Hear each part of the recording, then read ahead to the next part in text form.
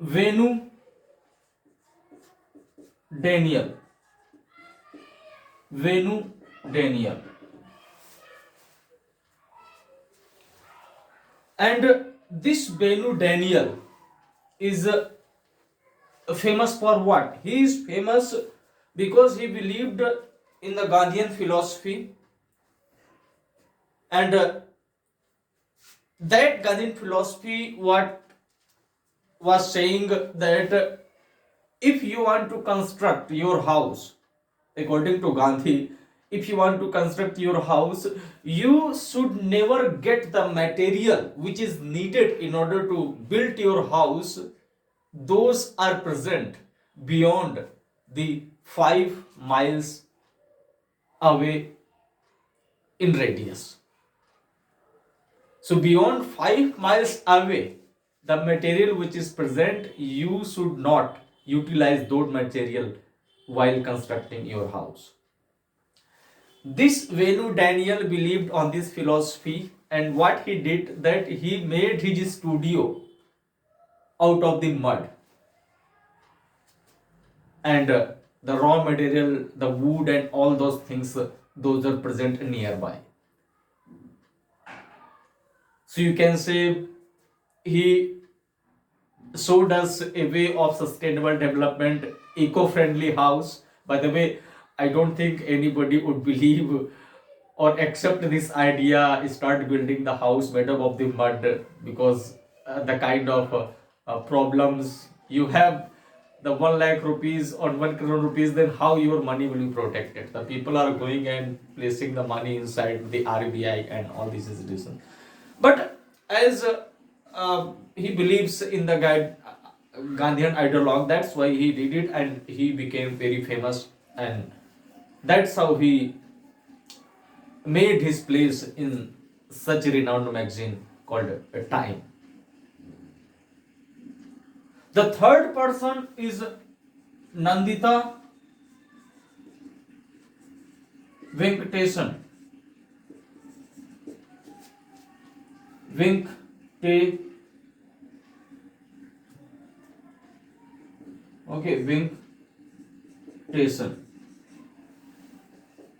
This Nandita Venkatesan, why she became famous? Because basically this Nandita, what happened that she was the patient of the tuberculosis, and what happened when her treatment was going on, so because of the costly medicines, because of the side effects of the medicines which were being used in her treatment, she lost her listening capability. And I am cutting the long story short, the matter was placed in the court, and she won the battle, and in the court verdict it was told that the generic medicines will be provided to the poor and underprivileged people, so that their tuberculosis could be cured without investing a huge amount of money. So this Nandita Venkatesan, who lost her listening capability, but the way she fought the matter in the court verdict gave a relief not only to Nandita but all the people of this country. And these kinds of contributions of Nandita Venkatesan, Venu Daniel, who believed in the Gandhian grammar, and this Harmanpreet Kaur, these three people made their place in this 100, the top 100 emerging leaders in the world. Now let's talk about as there is a word Venu Daniel, so there is a cyclone called Daniel. Okay, Daniel cyclone. Any idea this cyclone is related to which ocean? Atlantic, Pacific, Mediterranean. This this no this cyclone Daniel, actually look, cyclone came, one cyclone which recently affected this Arab Ocean, where Oman was affected, but the name of the cyclone was Tej. But do you know how many people died during Tej? Only two. Only two people, and these two people due to own carelessness. Otherwise, they could have saved themselves. So this was a negligible, I would say, loss when we were talking such a deadly disaster called cyclone. In this cyclone, Daniel cyclone, which is related to the Mediterranean Sea, this is mainly related to the country Libya. Okay, Libya. Why it has a different, you can say, recognition? Because it is the deadliest cyclone related to Mediterranean Sea ever recorded in the history, because it killed more than 5,000 people. 5,000 people, and more than 10,000 people, they lost their house and other injuries. So you can compare this cyclone Tez and how deadly this cyclone Daniel related to Mediterranean Sea is. So that's why it got a different place in the various newspapers across the world. Cyclone Daniel. One more news is there, and this is related to the global pension index. Global pension index. This index is published by an institute called Mercer CFA. This is a US Virginia based institution, Mercer FCA, which releases this global pension index. Basically, this Mercer FCA evaluates the pension system of the various countries. Various countries means here the 47 countries have been evaluated this time in 2023. Whose pension scheme or the pension system is the best one, and which one is the worst? What kind of improvements are needed? If anyone is coming in the first position, and where India is standing, if India is standing in the first, then India would be a role model. So this Mercer FCA has evaluated the 47 countries' pension system, and on the basis of that evaluation, could you tell me which country's pension system is in the top? Netherlands. Netherlands is in the top position. On the bottom, Argentina. I mean, it is little difficult to accept, because Argentina, we always assume it's a very, means good in terms of economy and other things. So why Argentina is placed on this position in the last 47th position? India, because it is more important for us as compared to where Argentina is standing or any other country is standing. India is standing in the 45th position. So you can assume, having this Mercer CFA idea on the backdrop, India's position is not very much appreciable. And we need to learn something. If you believe on this Mercer FCA, or what? Netherlands. in order to improve our pension system.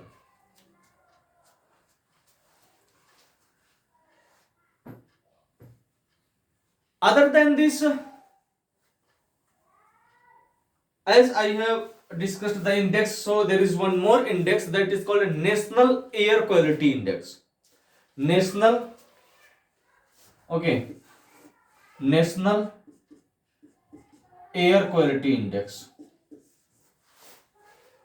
This index is prepared by Pollution Control Board of India. But the main credit goes to Environment, Forest and Climate Change Ministry, as the initiation belongs to this climate change ministry. But it was prepared by this Pollution Control Board of India. This National Air Quality Index, it has divided the cities in three parts. The first, the cities which have more than 10 lakh population. There are 47 cities, let me tell you. And the cities which have 3 to 10 lakh population, whose number I don't know. And the third category is where the cities have the population less than 3 lakh. So these are the three categories. The most important one, that is the category first, in which the cities which have more than 10 lakh population. The first city, any idea? Indore. And this achievement has not been enjoyed by Indore for the very first time. It is the sixth attempt of Indore continuously to maintain this first position. Indore. The second, Surat. No, the city of love, or the city of Shah Jahan, Mumtaz, that is Agra. Agra. And the third city is Thane. Thane. So, in the category above 10 lakh. Now, if you talk between 3 to 10 lakh, the first city is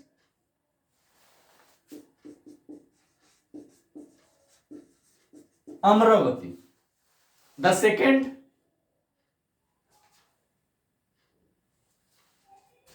related to UP, Bulandshahr. Bulandshahr. Okay, now in the third category,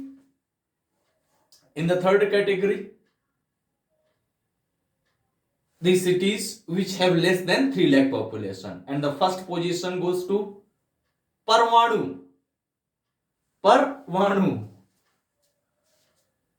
Actually, this is a city inside Himachal Pradesh. Alright, the second position goes to a city Angkala, that is also from the Himachal Pradesh, and the third position goes to Angul. Angul belongs to which state? Odisha. So these rankings which we need to keep in mind. National Air Quality Index, initiated by Environment, Forest and Climate Change Industry, prepared by this Pollution Control Board of India.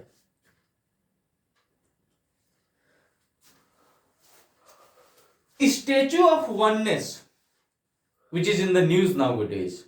Statue of Oneness.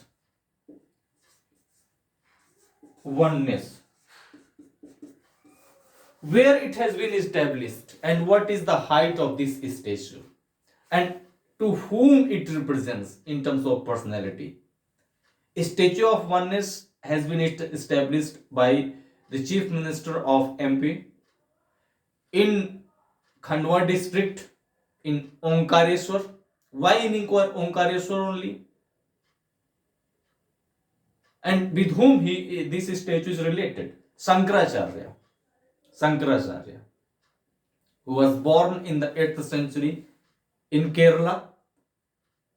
During his childhood, Sankaracharya came to Omkareshwar where he met his Guruji. So having these kinds of things on the backdrop, the chief minister of MP and other people thought that it would be a better place to establish this statue of oneness which represents to Sankaracharya. The height of this statue is 108 feet. 108 feet.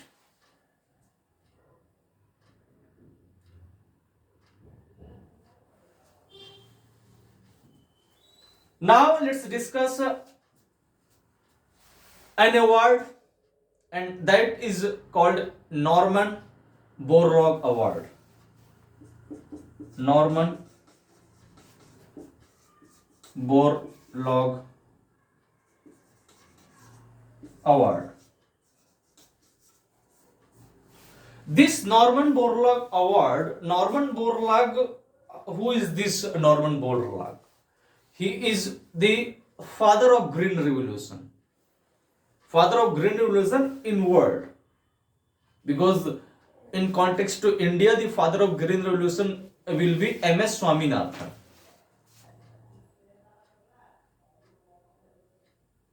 Who was also awarded for the Nobel Prize of Peace.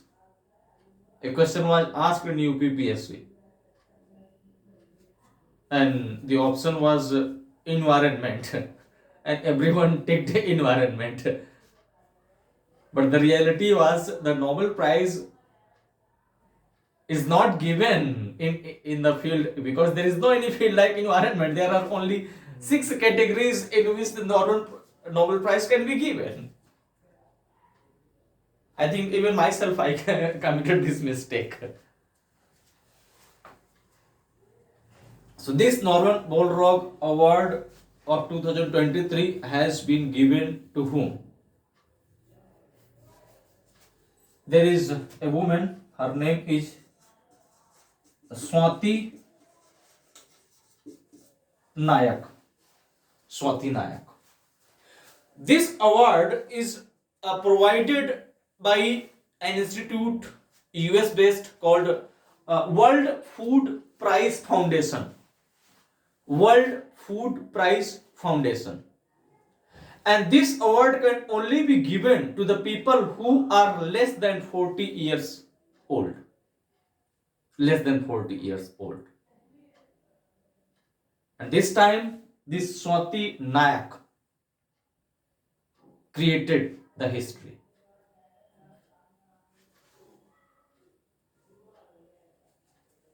So, this Swati Nayak, her wish is to contribute as much as possible in the field of agriculture and environment.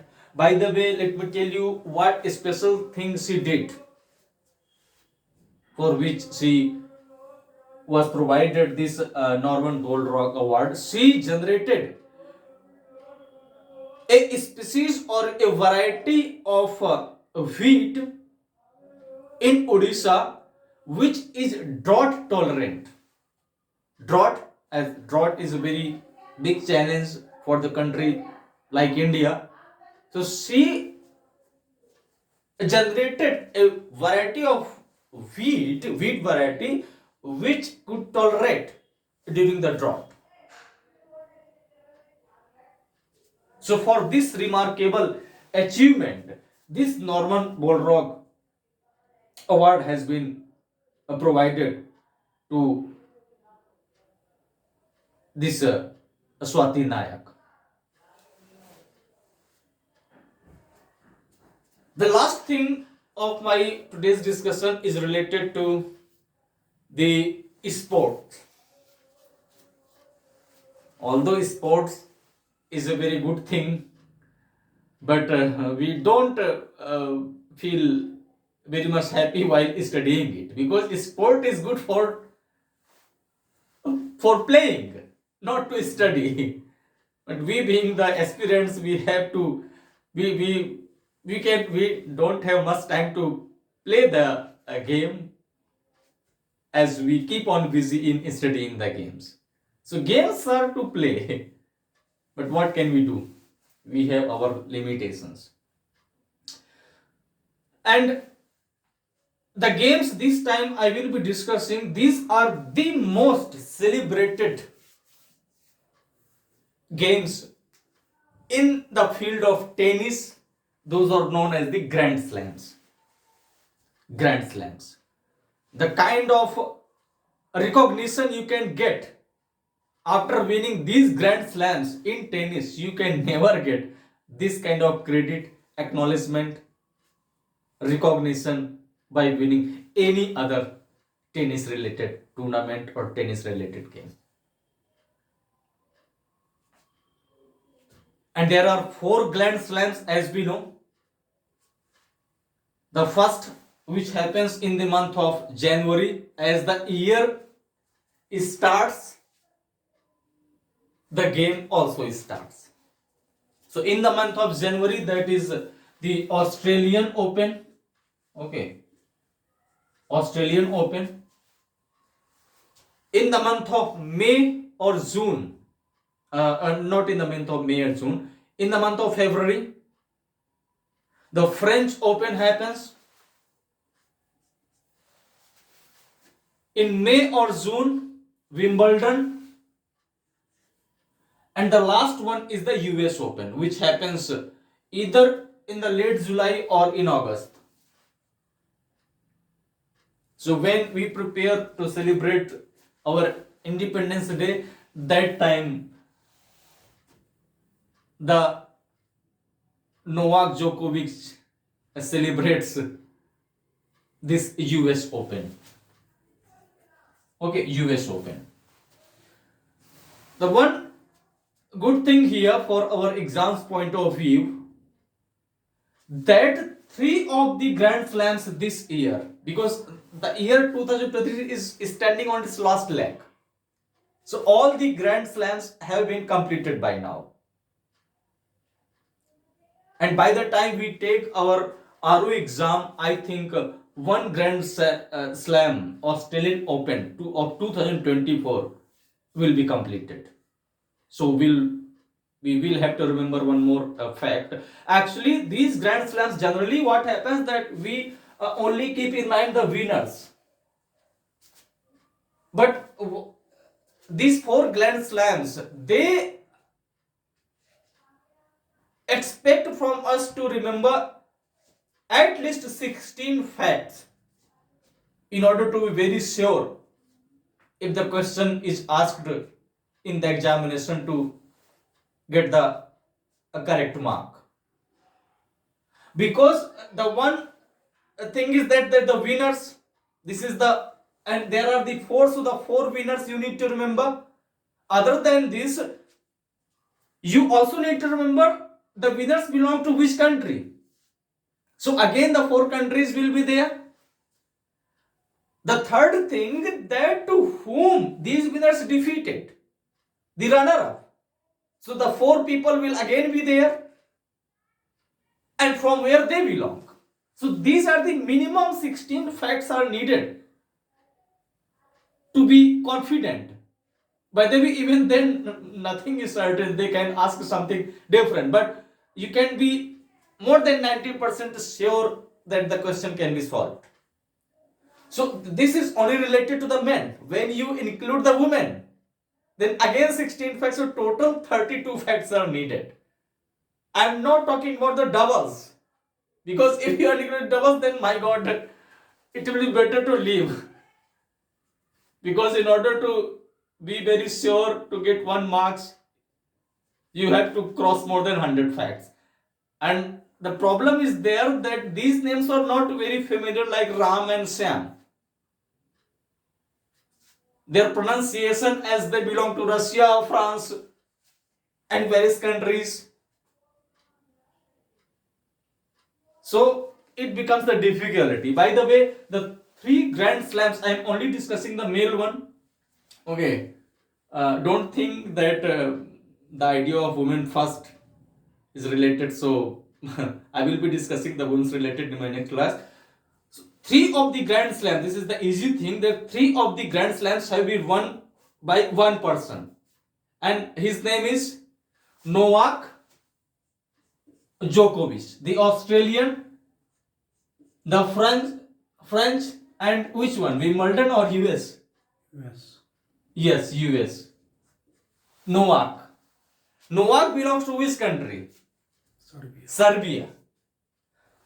So Novak, he belongs to Serbia.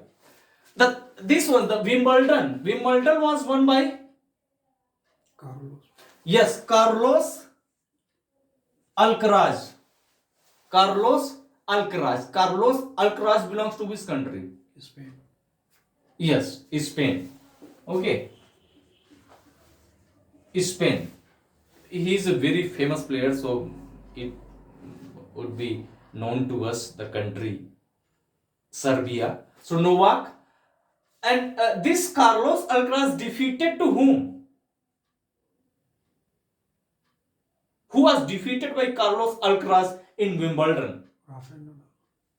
Oh no, Novak. Novak. I'm making your hard work little flexible. So Novak, there will be no any problem related to the country.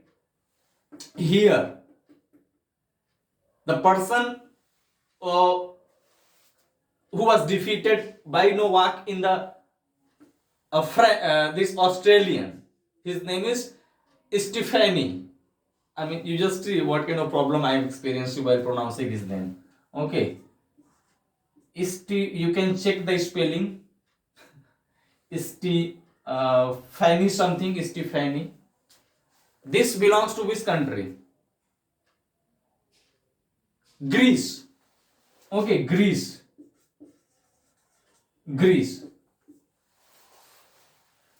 Again, in the French Open, Novak defeated Casper Ruud. Casper Ruud. This is little easier to pronounce. Casper Ruud. And this Casper Ruud belongs to which country? Norway. Norwegian player Casper Ruud. The third one is already discussed, and the fourth one, in the US Open, Novak Djokovic defeated Daniel Medvedev. This is not the district magistrate, Daniel Medvedev. And this belongs to Russia. Sure.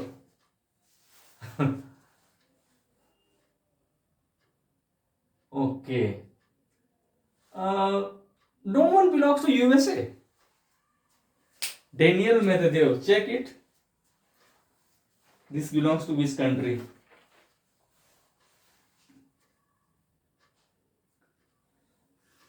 You are right, Russia. So this was as far as the Grand Slams of 2023 were concerned. Tomorrow I will be discussing the Grand Slam related to women. Basically, what you need to do, that you need to develop this a sort of coding, because that coding will help you to remember. Otherwise, their names are very difficult. You will forget. So how you are managing that coding, it's up to you. Or go for Grand Slams having performed or arranged successfully. So as it is the most significant tennis game, therefore we need to keep in mind. The remaining current related issues we will be discussing in our coming lectures. Namaskar.